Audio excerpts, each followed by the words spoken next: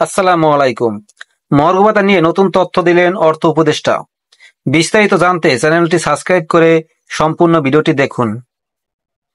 সরকারের পক্ষ থেকে সরকারি কর্মকর্তা কর্মচারীদের মর্গ ভাতা দেওয়ার ঘোষণা দেওয়া হয়নি বলে জানিয়েছেন অর্থ উপদেষ্টা সালেউদ্দিন আহমেদ। তিনি বলেন, সরকারি কর্মকর্তা ও কর্মচারীদের মর্গ ভাতা দেওয়ার বিষয়ে কে ঘোষণা দিয়েছে আমি জানি না। তবে আজ মঙ্গলবার ২৮শে জানুয়ারি সচিবালয়ে সরকারি ক্রয় সংক্রান্ত উপদেষ্টা পরিষদ কমিটির বৈঠক শেষে সাংবাদিকের প্রশ্নের উত্তরে তিনি একথা বলেন।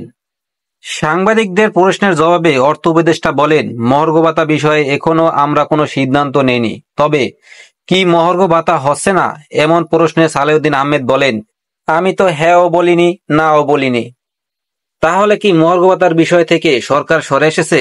এমন প্রশ্নের উত্তরে তিনি পাল্টা প্রশ্ন করেন, মহার্ঘ ভাতা দেওয়ার ঘোষণা কে দিল?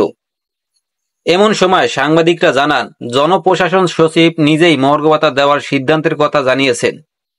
উত্তরে উপদেষ্টা বলেন, কে ঘোষণা দিয়েছে আমি জানি না। আমরা তো ঘোষণা দেইনি। অর্থ মন্ত্রণালয়ের কাছে প্রস্তাব আসলে তারপরে সিদ্ধান্ত নিব, দেব কি দেব না।